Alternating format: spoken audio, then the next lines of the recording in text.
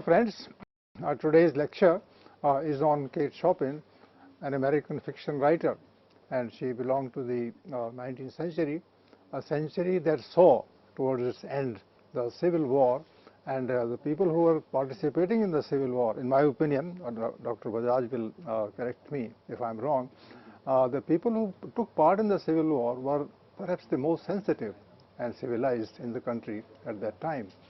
And Kate Chopin, the writer, she represented this particular section of the participants of the Civil War. And you know that some of the best writers in American literature appeared on the scene in the 19th century itself, and she might have some connection with them. But it also would be beneficial for me and for all of us that Dr. Bajaj, who teaches English in Hindu College, Delhi University, will tell us about certain features that she might have borrowed from or inherited from her atmosphere, which was moving towards a kind of peace and harmony through struggle. So anyway, I wouldn't take any time now. Maybe I intervene somewhere in the discussion. For now, Dr. Bajaj will tell us about the person, the writer, the ideology, and the role that she played in the culture of American, the country called America. So now over to Dr. Bajaj. Please begin your discussion. Yes, thank you, Professor Prakash. Yes, I'd like to talk about Kate Chopin, of course, as distinctly a 19th century American writer, but more as a woman writer, because she was also, she played a very seminal role in the kind of feminist movement that was taking shape in 19th century throughout Europe and in America. And of course, the Civil War and this tumultuous war period that she saw. I mean, she's born in 1850, so her growing up years are years of struggle for the country, not for her. She belonged to a very well-to-do family as such, and it was a prosperous family with Irish-French descent. So, in a way, she was not in the struggle, she was untouched by it, but she grew to be a very open-minded person and a very liberated sort of a writer who did not, who was sick of the societal conventionalism at the time, and she tried to bring this, I think, to her works in her own specific way, where the writer as also the characters are literally unapologetic about what they do. And for that reason, I think the kind of criticism that her work received in the 19th century, there were simultaneous this kind of response that she was getting. On the one hand, there were people who thought that her works were unholy and were blasphemous, and they were morbid sort of tone of the writer. They found this kind of unclean ideas in her works.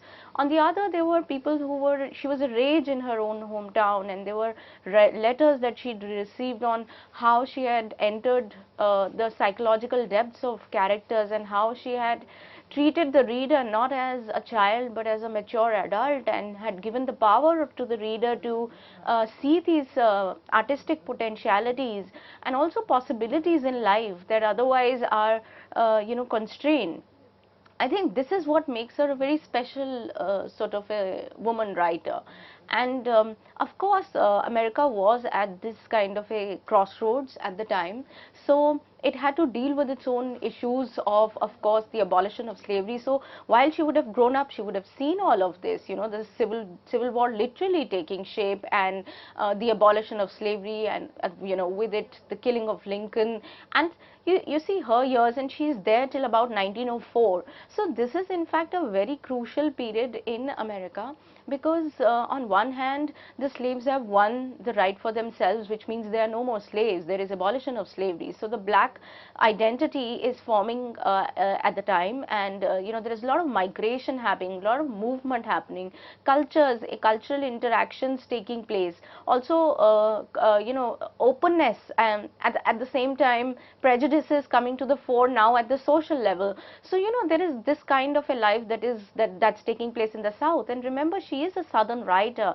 So in the south things have taken taken a different way, and but she still, in her fiction, she often refers to the period before the Civil War also, so the 50s, etc., they are brought alive when there are black slaves who are working as farm hands for the whites. So even they find references. So there is a very nice local flavor that she builds. There are very few political sort of works that she's done, overtly political, I'd say. Political, of course, I think she is, but not overtly political in that sense.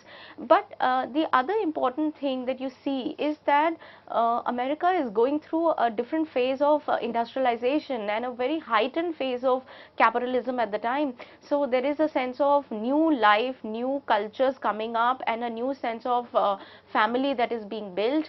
And in this, I'd like to call it dialectical, because I think while it was at one level it created sharp divide in society, this kind of a new life also gave some sense of liberty to women to also break conventional barriers, and to break orthodoxy.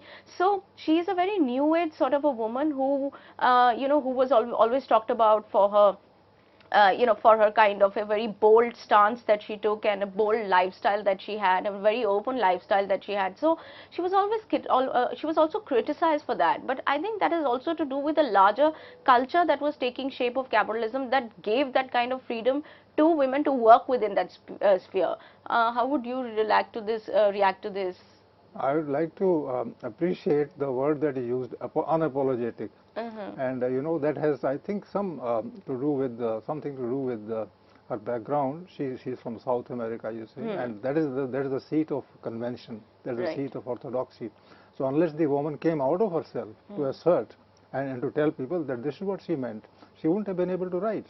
So that's the kind of courage that you refer to, the boldness and the liberation, sense of liberation that you refer to. That is what I think has shaped her sensibility and has made her the kind of person that she is. Yeah. So just to take her to take you to some of the biographical features also of her life. She's of course an American writer of the 19th century, but she's also best known for her novel The Awakening, which came in 1899. And in fact, this was her last work, because very soon she dies in 1904. So in Awakening, she offers a very sharp critique of the ideals of marriage and motherhood at the time, the two most sacred sort of things for women, marriage and motherhood. Like even till date, we have discourses around marriage and motherhood that try to elevate the woman to the stature of a deity or a goddess, and takes away the human angle. So there have been critiques offered on the character of Edna in The Awakening, where critics have said that, well, Edna should have flirted less and taken care of her children more. So this kind of criticism was also leveled against her novel. So the ideals of motherhood, therefore she tries to break these ideals, is what I'm trying to say here. These two themes actually occupy a lot of her short stories as well. So Pamela Knights, who's the editor of a fiction anthology, claims that Chopin was, and I quote, one of the most innovative, subtle and open-minded of 19th century American writers, unquote. Now, innovative, subtle and open-minded, she's not over the top in any way, but she's subtle in the way that she doesn't give you any sort of a moral, and even when the characters seem to be doing something, she never really tries to interpret them for you, and which is why she's often referred to as the writer of a seasoned reader. Because she lets the reader interpret things, and she'll have her characters do things that'll leave you wondering why they did it and what she means by it. She'll never say it. So in a way, even the the bold stance that she takes, it is a very subtle stance, because there's really nothing that she's doing something that will shock you and startle, but it startles you at a very subtle level, because there are many meanings attached to it. And critics have said she's not a reader of she's not meant for young readers, and so on and so forth. So these are some of the ways in which she has been interpreted by contemporary feminist writers, critics such as Pamela Knights, and in her own time in the 19th century. But I think she has this strategy. She wants to present things and they are problematic, and she talks in a low voice, and that's why people wonder as to why she is saying this. Yes. So her job is done. They want to. She wants to provoke the reader to understand things for oneself. Right. And this, appears to me to be a kind of artistic literary Device. strategy. Yeah, yeah, that is true. Yes, certainly it is an artistic device in the sense that she uses, for instance, I don't think she even uses euphemisms, but just the very force of her subject, the force of her discussion, the force of the characters. Dilemma, they bring to you these dimensions out. So yes, she has a very consummate sort of art in that sense in mind when she is writing this sort of a novel or these stories. Pamela Knights also adds in her introduction to this anthology that she's brought out of Chopin that and I quote, growing up in a vibrant city at the crosscurrents of change in the United States, she developed broad cultural perspectives. This is, unquote, this is what I meant, that the city itself, America as a country itself, it's changing. There are crosscurrents of change, of new life, of new family discourses, of a more liberal sort of a framework where women can work. So, America towards the end of the 19th century is changing. It's not the conservative America that you had pre-Civil War period. So also because of industrialization, of new kind of people, constant movement, all these contributed to her, I think, a more open stance that she had. Her open-mindedness came from there, and innovativeness also came from the different kind of people she met and how she tried to include them in her own fiction. How do we interpret this word awakening? What exactly does she mean by it? So, you see, the awakening is a way in which her characters awaken or become alert to how they are a part of a larger historical unit, but at the same time, the possibilities that their individual lives can have, or the possible lives that they could have had. So even in a mundane sort of a setting, in a mundane life, she gives a moment to a character where there is a possibility of change and a possible life and an alternate life that the character seems to live, if not in real life, then through dreams or through momentary pleasures. In fact, she seems to be saying something very strong about her time and her century, because she says that people so far have slept. Now she's awakening them. Yes. So in a way, yes, 19th century America is the period of awakening for generations, for cultures, for the black people, So for women, I think more importantly, that women have so far, she's very much also against, the conventional roles that women have to play, the feminine roles that women have had to play till now. She's also in a way varied, and so it's an awakening of the woman, a woman's mind and a woman's desires, which have been repressed over the years and centuries. Potentialities of a woman playing a role in the 19th century. Yes, potentialities of the role that she might play, potentialities of her own, life, in her own life that is restricted because of the societal roles that she is supposed to play. So I think her characters find a way to lead alternate lives or lead a parallel life while they are a part of the real, and that is also, I think, the gift of literature in many ways, because literature helps you live a parallel life, because we're always looking for something extraordinary, and then we don't like the banal too much, and that we seem to think life has a bigger role for us. So I think all these possibilities become real in fiction, particularly in literature as such, and she exploits these in her works in that sense. So that makes real perfect sense. That a person is talking about awakening, waking up, being alert, as you say. These are your words, and then she is telling people how to behave, how to move about things, how to understand, how to grasp the reality. Right. Yes, that's true. So but the point is that she doesn't tell the reader anything.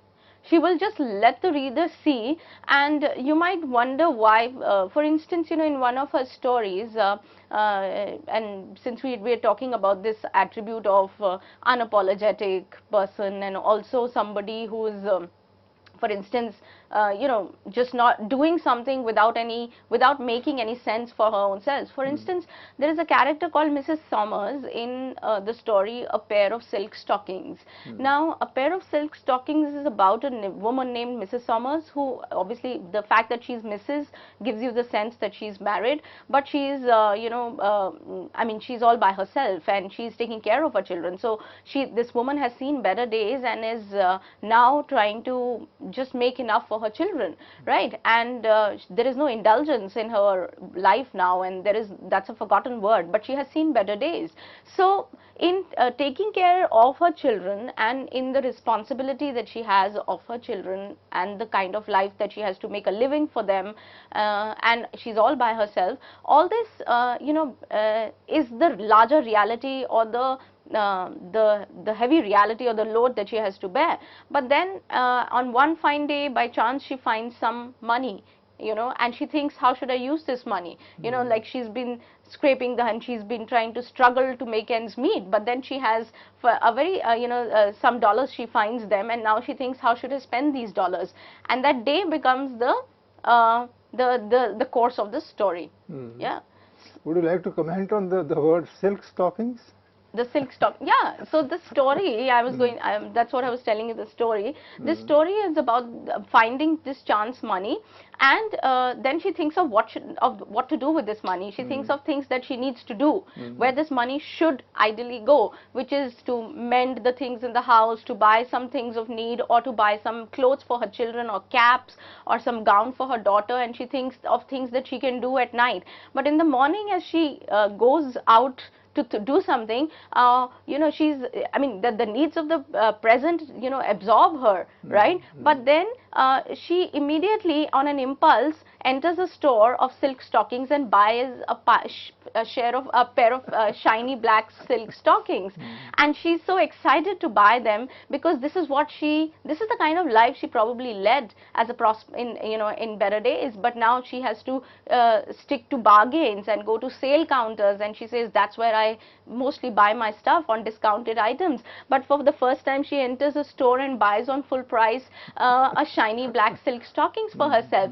So there is, and she's so excited that she immediately goes to the lady's room and takes off her old cotton stockings and slips into new silk stockings. And the moment she has these silk stockings, there is a moment of the pleasure that she receives, as if there is erotic sort of pleasure around it. But the moment she slips into this new silk stockings that she's bought for herself, she's a transformed person.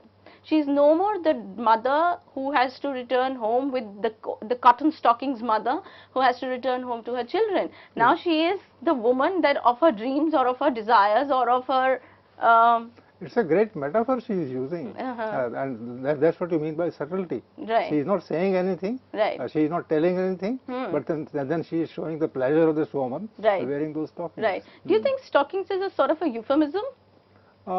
A metaphor, I believe. A metaphor. Because when you see this, then you start thinking about why she bought it. Right. And she bought it because she wanted to break the convention. Right. And the American woman in the 19th century buying stockings and telling people that she doesn't mind doing so. In fact, she, as you use the word, indulgent. And unapologetic. And unapologetic. You see, she should have spent this money on buying things for the home, for the house that she needs, that are pending. Maybe some, an ideal motherhood concept would have made a mother buy some clothes or caps for the children, right? But instead, she goes and claims her femininity and buys for herself a pair of silk stockings.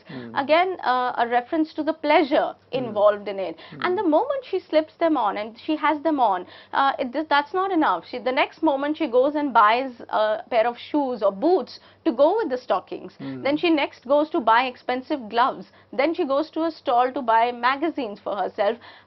Finally, the narrator points out, and I quote, her stockings and boots and well-fitting gloves had worked marvels in her bearing, had given her a feeling of assurance, a sense of belonging to the well-dressed multitude, unquote. Now, look at it from two levels. One, as a woman, thinks that she has been keeping off, things that she desires, but she is never able to buy them because there's never enough money. But also the world, the capitalist world that has entered, which forces women to dream about silk stockings and well-to-do women, well-dressed women with fitting gloves, etc., and buying magazines and going to luxurious restaurants and splurging. So that is that life which she sees, you know, from outside. Like after she's dressed all this, after she's worn the stockings and the gloves and the boots, carrying the some ladies' magazines, she next goes and decides to treat herself to a sumptuous lunch, and she goes to this very fancy restaurant that she had been seeing from outside all these days while passing by. So, you know, there are two lives in America. One of those who pass these restaurants by on the street and make a living, and, you know, they are darning. She says that all the time I've been darning my own stockings. You know, I've spent all my time darning them. So now I want to buy a new stocking, a new pair for myself. Friends, here at this point we stop for a while, because the kind of metaphor that Dr. Bayaz has used to describe the woman, that's where, you know, the inhibitions come out, and they are taken care of in a very bold manner by the protagonist of this short story. So we would have more of these points coming up in the following discussions that we have. Thank you.